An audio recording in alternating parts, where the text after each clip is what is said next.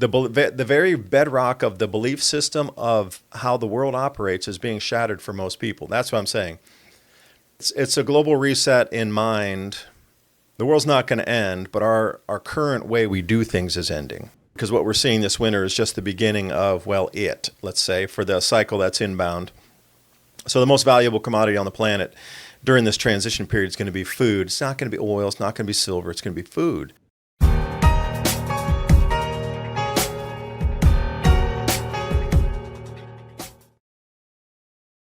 Welcome, Eagles, to another edition of Tradcat Night special guest exclusive podcast right here on the tradcatnight.org website. Folks, today is 1/28/2026. I hope you all are having a very wonderful and blessed day. We're on to our next show, David Dubai, Adapt 2030.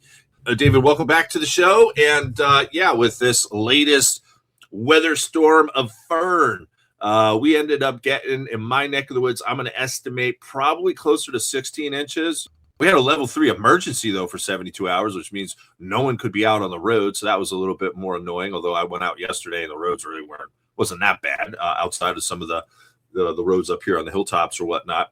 Welcome back to the show. Yeah, thanks for having me. And I could right away say your level 3 emergency that's a climate lockdown.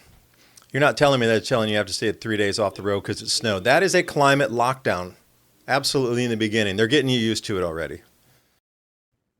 I didn't even think about it like that. You're totally right. Yeah. Yeah. And you know what? My mom had to actually tell me this because I was getting ready to go out on the road on the first night and just be like, okay, I've driven in this stuff before, like in New Jersey. I mean, we've been through storms where we had like 24 inches of snow and I've driven in it before. And I remember one time when I was in grad school running a store about a half hour or so away, I drove in like a 16-inch storm through it. I'm not saying it was pleasant. They just cautioned you, like, hey, be careful out there. But now it's like you can get fined or imprisoned. Like, here, this is from the sheriff's office, level 3 emergency. If you're out on the roads, your car will be impounded, you're thrown in jail kind of thing. I was like, oh, that's new. But I didn't even think about it like that. Yeah, they're prepping us, aren't they? They are. But, I mean, that was the same when we were younger. Yeah, you just dealt with the snow and drove. I mean, people gave more distance. They actually knew how to drive in the snow. That was the thing in Atlanta when they got ice down there. People don't in Atlanta, you don't know how to drive anyway. I'm pointing all at y'all Lantans down there. Y'all horrible drivers, like terrible. Super bad. They're terrible when the conditions are great, yet when it like snows, oh my gosh, just stay off the roads down there for safety because nobody knows how to drive. They're tailgating when it's icy and like trying to get around you, sliding off the road, banging into telephone poles, but it's your fault because you weren't going fast enough. I don't know what it is about Atlanta. It's one of the most impatient cities for drivers really on the planet that I've ever been to. I mean, they're so impatient. Jersey drivers are like, that's my home state, and they're wild, even in regular weather. But yeah, snow equally the same. Now, did a short stay down there in Raleigh, North Carolina for a little bit. I remember the first snow. Well, it wasn't even a snowstorm. It was just like an inch or two. I remember it was like Armageddon because at that time I was working in Harris Teeter, and you would have thought like the aliens were landing or something. Like we getting ready for war or something. I mean, wiping out the whole store practically over like a 1-inch dusting. So was there panic buying down by you? Oh, absolutely. This thing was the biggest storm in since the 1960s. So people were just freaked out. I ran around the first couple of days because my parents called me. I go, you cannot believe the lines up in Costco. They're almost sold out of so many things. And I was like, this is going to be a great story. I want to get up there with my camera. But the next day when we'd gone in, it hadn't snowed yet. So all the regular deliveries come in and everything was restocked. So it was a non-story. If you would have taken that snapshot of that day, you'd have been like, oh, like you're talking about alien invasion. But 24 hours later, when all the trucks came in and then they got reloaded, it looked like just a normal buying thing as long as you got, the stocks are refilled again. And all the stockers out there filling everything, regular boxes coming in. So I guess it would have been your perspective on a certain hours. And again, the media ran with that too. Like they could have prevented that.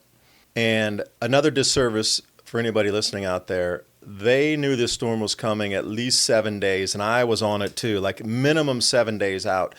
But they didn't tell anybody that the power might go out until like literally the night before, maybe 2 days before. And I kept hearing them say, well, your power might be out for a little while.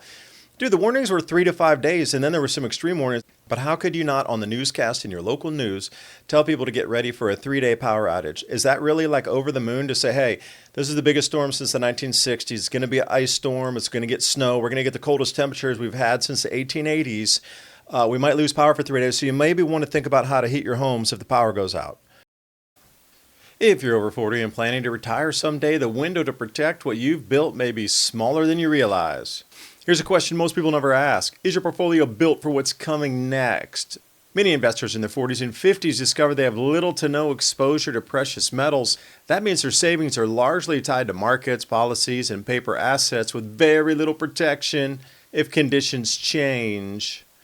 As retirement moves from someday to on the horizon, protecting what you've already built becomes just as important as growing it.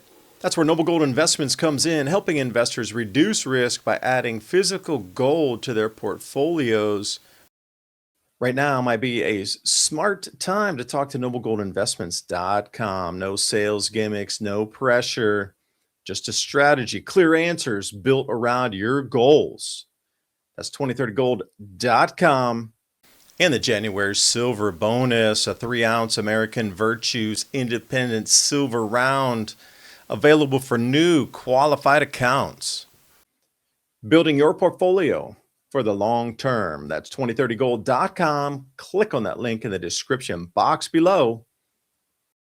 Is that a little too much to ask the local news to put on? Oh no. Oh, the power might go out. Might go out. Are you kidding me? There are 1.5 million people down here in the Southeast with no power. And we don't have the insulation in our homes down here for, single digit temperatures. That just doesn't happen. Yeah, the ice storms, Oxford, Mississippi, Nashville. I got an uncle that's down in Nashville. I mean, he's okay, but man, some of the footage there, the trees, all down or whatnot. I remember this was, I think, a day before it hit, but even up around the Great Lakes area. I tell you, this is the first time I've ever heard of this before. There was reports of there's a warning, Minnesota, Illinois, Michigan, like one of those states or in that area. There was actually a warning for exploding trees. An exploding tree warning. I was like, is that cold to where trees are exploding? I was like, I never heard that before ever in my life. I wonder if they just like make this stuff up. Wait, I can add one to you. I saw the Chicago Weather Bureau was putting ice dam warnings, and I was like, so any of the rivers that were coming down were ice dam threats that the water, it was going to get so cold so fast that the water would start to back up as it hit ice dams, and the ice dams were going to back up and then breach. So it was ice dam flash floods and then ice dam overtopping warnings on nearly every single flowing river in and around Chicago, going out pretty much through Illinois. And that's the first time I'd seen that too. And they actually put the red boxes where there were ice dams already forming to avoid those areas in the roads. And then further downstream, if you were going to be crossing bridges, to be aware that ice dams could break anytime and you could get, that's tremendously dangerous. If you were going to get that kind of water and that kind of cold and you got stuck there, you'd die for sure. Now, do you think, going back to your initial thought there, I'm just kind of envisioning the next, 6 months or so that this is probably not going to stop there, right? Well, I think that's going to go into the digital thermometers, and through the quote unquote emergency declaration, they're going to be able to take control of everybody's thermostats. Now, again, that's a climate lockdown in your own home on what your temperature you can choose for yourself. But in a, let's say, heat emergency or a cold emergency, Category 3 or whatever emergency, you can't even be on the road, so they're locking you in your homes. Okay. Well, the power draw is going to be such that it's exponential. And I don't know if anybody had seen the news. They told every data center, we can't provide you with power during the storm. You're going to have to fire up your generators because we can't leave humans in the dark on this. And in the cold, it's record cold. Because imagine if the data centers had gone a week or, let's say, 7 days. Like most of the backups and the fuel supplies are only good for 3 days, probably 72 hours on the backups is mainly. Yeah, even Emerson battery on the mobile towers that you see around, most of them were 72 hours maximum for battery backup. So fuel backups in, let's say, AI data centers, I'm sure it's no longer than 72 hours. So they would run out and the data center would stop. But that's all your banking transactions. That's all the ATMs. That's everything that's running through. Like all these people that are real connected and be like, oh, our house is fully, electronic. We're keyless. We're this and that. Yeah, it doesn't work if your data centers are down. I mentioned to you, it looks like the weather report going into this weekend is going to be pretty hellish, especially for the Southeast, even down into Florida. So I think they're about to break all kinds of records. Like with this next push through, are they going to just basically say we don't have enough power, like in the Midwest, all the way down to the Southeast, and like good luck? But maybe like whole regions, like we just can't power you guys anymore. And then also just the economic side to it, David. I mean, I don't even want to know what my bill is going to be like, and I don't even keep my house that cold. and I got a crazy bill last month. And I don't move my thermostat really. I'm like, dang. I mean, what's my? I mean, so there's an economic component. Yeah, the power pricing had gone up. It doubled in price for the gas, like the actual natural gas for generation had doubled, and the pricing on a megawatt wholesale bid, that was off the charts too. It was like 3 to 4 times higher. So when you do look at that, you're using the same amount of power, and your bills are going to be substantially more. Now, I don't know the ratio on how they're doing the billing. All I know is gas doubled in price before the storm, and the prices at auction for the megawatt hours, and then those megawatt hours turned into gigawatt hours on the wholesale market, were 3 to 4 times higher than the average prices of this regular time of the year now. So you got to tell me that was emergency generation on something that was pulled in. So you tell me how expensive your bill is going to be. I know I need to budget a lot more for utilities, right? I mean, so you just make adjustments elsewhere. But I'm just kind of thinking that's the play there on the energy side between the glitches and shutdowns. They'll want quote unquote something new, of which I have already said, the guy that I think is going to arrive onto the scene here and have all the answers as a false savior says the future is cold fusion, eventually. So I mean, I was also trying to work out some numbers here too on if I put a generator behind my home and ran in oil recirculating heaters in every single room of the house, like what the cost would be versus what my electrical cost is, and could I save money by actually burning fuel in a generator on a monthly basis versus paying electricity? you got to stay ahead, and hopefully everyone listening to this program does a budget and try to prognosticate, from month to month. I mean, heck, at this point, week to week.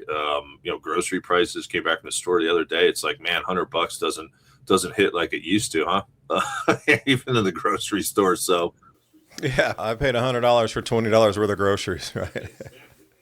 that's pretty much just for my dogs. Like, I'm gonna have to start eating dog food here soon. But all seriousness, let's get back to one of the things we were talking about off air that you really wanted to stress here, and I think we're going to run with here for most of the rest of the program: faith in the system. And when you say system, do you just mean economic system? Do you mean system at large, healthcare, political system? Like, break that down for us. Let's just start with the one we were just talking about, electricity. Like if the electric keeps going out and like you said, well, we just can't provide power for a part of the country every time it gets cold. What do you think that's going to do to the stability of somebody's mind? And okay, government used to take care of us. They're not going to take care of us anymore. We are literally on our own because what we used to rely on as the government take care of the electrical grid is not going to be there anymore. Like even just that base level of electricity. We're allowing the government to allow companies to stranglehold us with never-ending rising of food prices, insurance rates, electrical prices on wholesale. And you're right. Now I was in Walmart and they're rounding up on they're using dynamic pricing to round up on numbers, to round up then at your final bill.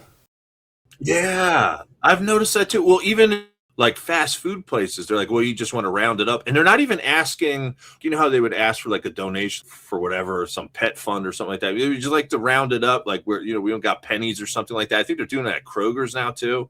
Do you want to round up 2 cents because we don't have pennies anymore, or, the cutback on pennies, like weird stuff like that. So they're not even asking for donations for a specific charity now. Just like, hey, round up. No, you know what I mean? What's going to be next there too? Is it going to be like nickels or dime? First of all, if you go to this, there's a site, coinprice.com or coinscrap.com, where it shows you the price of a penny versus the copper, and it shows you the price of a nickel, price of a copper. So the 5-cent piece you're buying right now of a nickel is actually worth 8 cents. And the full the pre-1981 pennies that are 100% copper are currently 4.5 cents.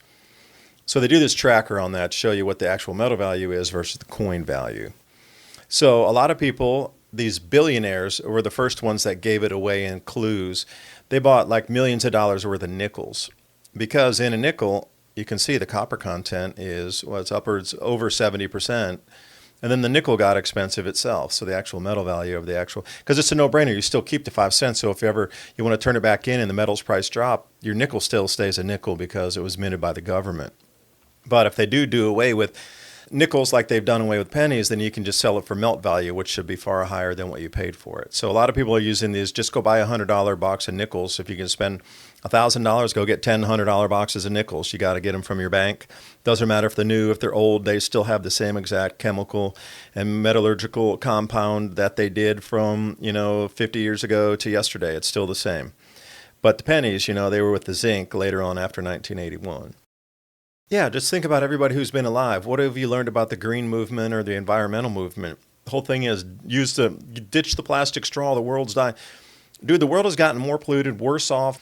Like there's a real name for it called green fatigue, because people have seen this for 50 years. They're doing the best they can. They're changing their little light bulbs to CFLs, to LEDs. Save the planet, man. But then the corporations come in and rip it all down and put a data center up that it requires 5 times more power, This whole belief in the system of what it was is eroded. You can't tell me that you've been fighting the green fight for 20, 30, 50 years, and then you say data centers are okay. The planet gets more polluted, more tweaked than it's ever been because of corporate activity, and then you're just supposed to believe that it's going to get better because of your individual actions. They want to tax you as an individual, climate taxes, but the corporations are the one that are doing all the damage to the world. Not you buying something, it's the corporations manufacturing it and their supply chains to get it in for manufactured distribution and then sales out to your outlet. That's ridiculous. This is what I'm saying. It starts at the very base and then the economic sphere. Is your life getting better? Is it getting cheaper? Do you feel more hopeful next week, next year, next month that things are going to cost less and you're going to make more money? The entire system of belief of it's going to get better and that's why I want to stay happy and working and abiding by the law and everything, that is out the window with the baby, with the bathwater and everything. They're not throwing the baby and the bathwater out. Damn, dude, they're throwing the tub and the baby and the bathwater totally out. There's nothing more to believe in. Like, what is there to believe in anymore except the higher power? I mean, if you're looking at earthbound things, the belief system, all of that's just cratered and cratering even further. There's nothing else to believe in. Like, really, do you believe things are getting better? That whole belief system of our money's worth this much? Nope. Our job market? Nope. We're getting into less wars? Nope. We're just seeing it everywhere. Like, there's no belief left for anybody, I think, anywhere on the planet where they look and go, man, this is great. This is going to get so much better. The very bedrock of the belief system of how the world operates is being shattered for most people. That's what I'm saying. It's a global reset in mind. The world's not going to end, but our current way we do things is ending. In other areas too, I mean, do you think it kind of carries over to like politics, media? I mean, just governance, like just other particular areas, outside of energy, economics, and faith in how the world runs, how the world is running. Now, you also wanted to weigh in on the Taiwan, what's really happening there with Taiwan and possible talk here in the West of Chinese invasion and whatnot. I guess this is maybe how we should say it. You got any thoughts there? Well, the same thing. The semiconductor chips. None of this dark winter, New World Order, Agenda 2030, track trace, drones, autonomous robots, all this garbage that we keep hearing about. Digital IDs, cryptocurrency, sovereign issued CBDC, central bank digital currency, none of it runs without an enormous amount of unabated expanding chip production. They keep convincing us that America's going to go to war with China to protect that whole first island chain from Japan to Korea down to Taiwan and Philippines. I'm just saying unequivocally, it can't happen because the chip production, the semiconductor chip production would stop. And it would not be offline for like a month or two. It would be offline for years. And that would stop everything moving forward that is planned for every government on the planet as a unified government body. Now, I'd totally see globalisms here. There's one global governance structure, one global currency. There shall be a CBDC for the planet. What are you going to call it? Earth? CBDCE for Earth or something like that? That doesn't move forward without all the chips. So to come in and say, oh, they're going to invade Taiwan. Okay, that's the largest chip producer on the planet. And they're innovating, and everything's coming out of there first, coming back here elsewhere second. Right, so you look at that and go, wait a second, if you blew that place apart or you stopped everything, all of these other agendas would cease and go back a decade, which is not the plan. They're meant to go from here to control the food supply, to track trace every grain of rice, every kernel of wheat, every kernel of corn, ear of corn, whatever, every ton of everything moving that's edible across the planet. This is really one of the main reasons, because they need to track the food supply. in such earnest moving forward, because what we're seeing this winter is just the beginning of, well, let's say, for the cycle that's inbound. So the most valuable commodity on the planet during this transition period is going to be food. It's not going to be oil. It's not going to be silver. It's going to be food. So you need this track and trace system for food. And then people are too dangerous. They're going to eat the food, steal the food for their families. So we got to have robotics in the fields. All this stuff revolves around, again, semiconductor chips. So even the whole movement to a mechanized workforce, robotics and AI autonomous control is all, again, reliant on one thing, unabated, nonstop, expanding semiconductor chip production. And to take the world's largest place offline, that ain't going to happen. So what you might hear in the media is smoke and mirrors, because all governments are working together.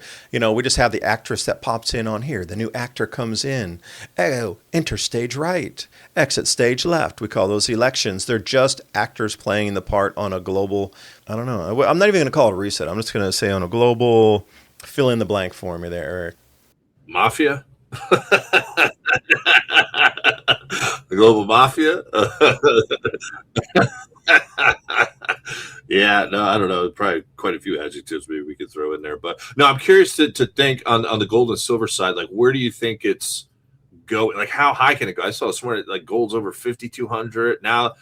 Possibly be prepared for like 400 or 500. Silver, this is one area that I'll be honest with you, I wish I had a little bit. Like I'm not huge on that side, but I do think maybe in emergency situations, if you needed to, or if you have a stable community that's actually bartering or using that method already, like if your community is like, we're exchanging in gold and silver, fine, but you're not going to be able to exchange that with stores, in my opinion. Once they kick you out of this B system, it's not like you're going to walk in here.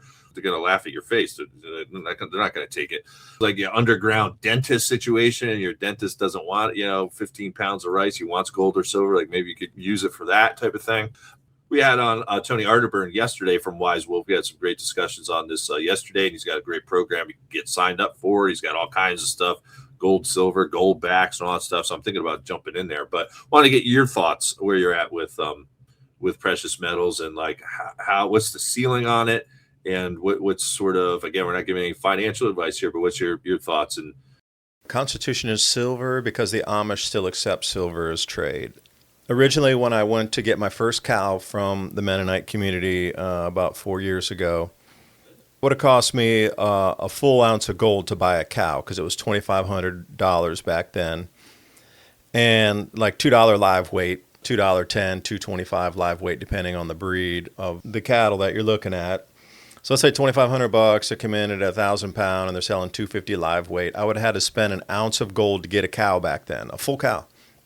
Now, of course, I would have had to take it to the butcher and processing fee, but I'm just talking about live weight from the field. I know that they raise their own corn, just heirloom varieties. I know they treat their animals really well. They feed them out on massive fields that they have. They got 500 acres, and they're running cattle on that.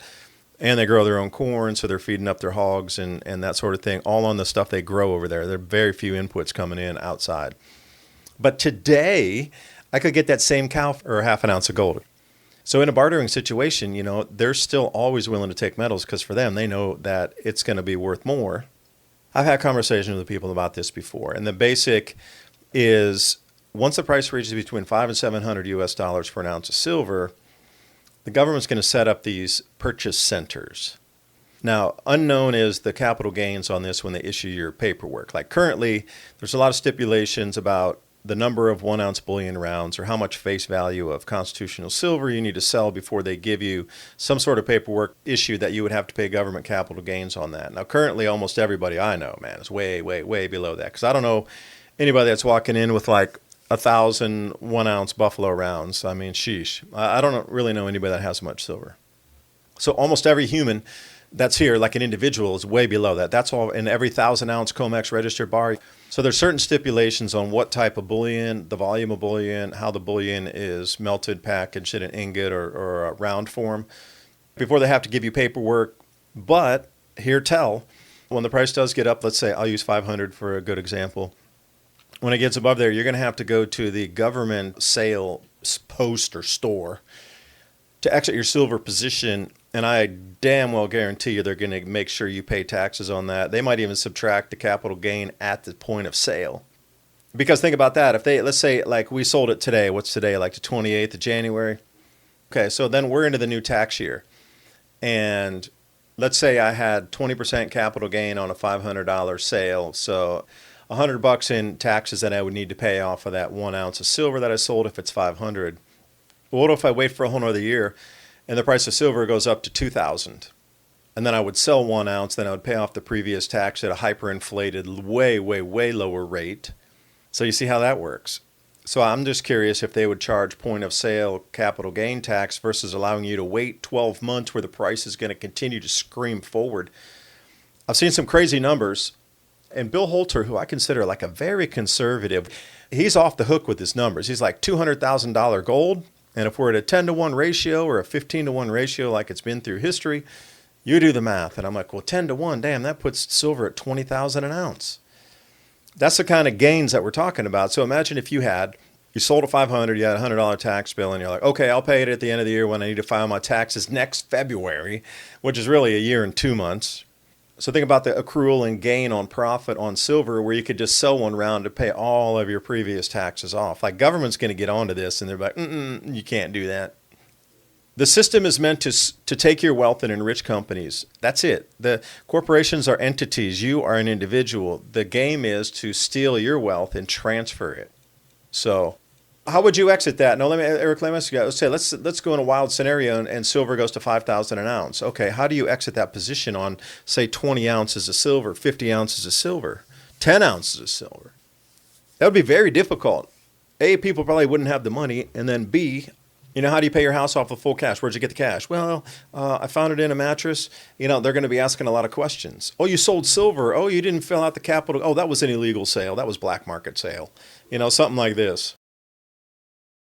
Even PayPal, I think, is getting more strict in regards to the dollar amount that the IRS, I think, will be following up on. I don't know. The number, I think, used to be 600 per transaction. Now it's like 300. And I even heard maybe at the bank now, there's going to be some way or capability where they'll be able to monitor like less than, even below like $500 transactions now. Like they really want to micromanage. And the other point too, in terms of getting us to go bankrupt, I mean, take a look at insurances too, all across the board, man. Car, home, going through the roof. And how about like health, all of it, college too. I mean, I think a lot of us would argue college is at this point a scam, because people who are getting that piece of paper ain't getting jobs. Now, this has happened a couple of people that I know in my sister's neighborhood where they had a claim on a house. They had a water pipe break, and it was $6,000 to fix that. So they put it in on their homeowner's claim. They were told, if you put another claim in 5 years, we drop you. And they're like, whoa, the whole point of having homeowners insurance is when things go awry that we have the coverage and protection. And their insurance agent told them, you need to increase your deductible to like $10,000. Well, you know what you do? You take that money once you get it, and then right after that day, you find someone else. So they'll have people begging for the new system, like, please, please take care of it. I just can't see the new system being any more kind or any less pricey than it is now. I mean, this is what they want you to have the impression of, that there will be something better than what this is. And we know that's going to be a trap. So like you said, we got to be autonomous. We got to stay outside of the system. You got to think outside of the box. It's just like everyone's out to, it's like a pyramid scheme everywhere. Yeah, last thought to throw a wild card at you. I think it was UBS in Europe was telling everybody to adjust their portfolios based on an possible alien invasion. This is kind of craziness we've gone to as the pendulum swinging. Like, I couldn't believe with an actual proper bank, straight to your face news release, you might want to adjust your portfolio for an alien invasion. Like, what? Okay. That's what I'm saying. Belief in this system is totally eroded. There's no more belief in any system. We're done. Yeah. CivilizationCycle.com. That's the podcast website. You can put your email right in the front there. We'll get you the show notes every week. The Civilization Cycle is the podcast. You can find that anywhere podcasts are hosted across the net. And the associated website, again, is CivilizationCycle.com.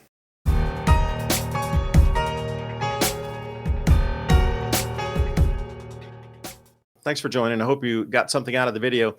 Please support us, buymeacoffee.com/Civilization Cycle if you like information like this. That link's in the description box below. And if you would like to be a guest on the Civilization Cycle podcast or would like to suggest a guest to join us here on the Civilization Cycle podcast, Send us a message at civilizationcyclepodcast@protonmail.com. And visit us at civilizationcycle.com to sign up for the weekly show notes for the live show every Thursday night, 10 p.m. to midnight. 10 bullet points so you can keep the conversation going with others, and keywords so you can do some of your own research. civilizationcycle.com. We'll see you next show. Bye for now.